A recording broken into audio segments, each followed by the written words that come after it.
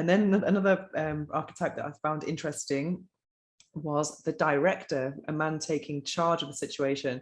And it made me think about, do you think, I think men, I mean, obviously you've been doing this, is it right, for 14 years now? Is that correct? You've been a man coach?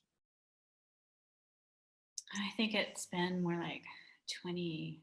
Oh, right. Okay. I might have read that somewhere online. So 20 years. I mean, so in that time, we've had the Me Too movement. So I must imagine, I imagine that that's really made men very confused about taking the lead.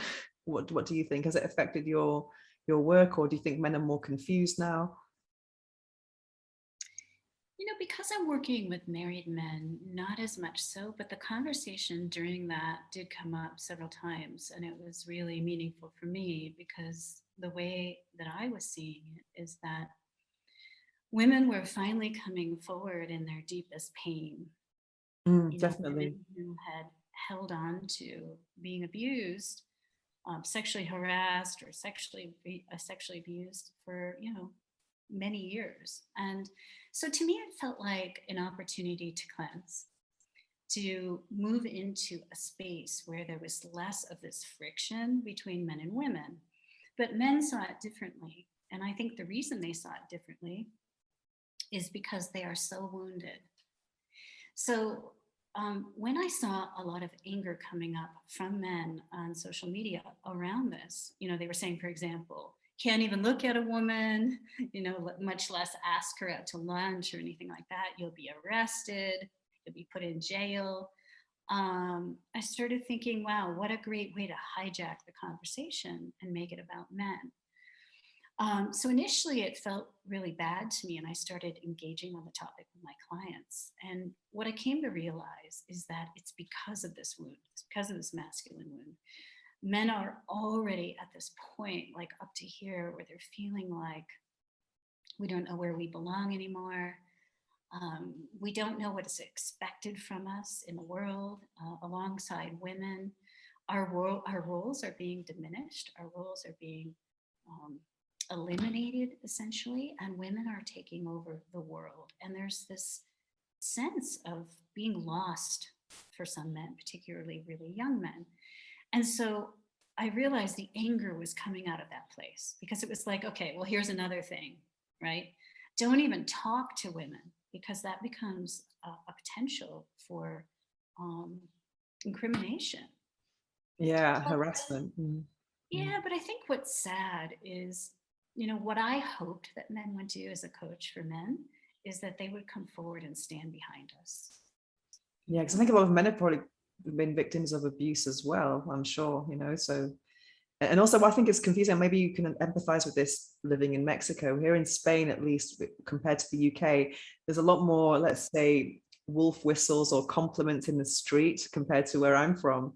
And I guess in my experience of Latin countries as well. And I think from speaking to men about that, they don't understand how that's offensive to some women. Because I mean, as a woman walking down the street, it can be really intimidating when you see a group of guys and they're all whistling at you or saying things, whereas for them, they have a good intention. They want to kind of boost someone's confidence, and they just don't get it. It's really strange.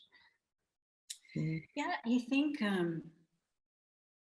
it's complex. I think, for one, men don't understand women's fear.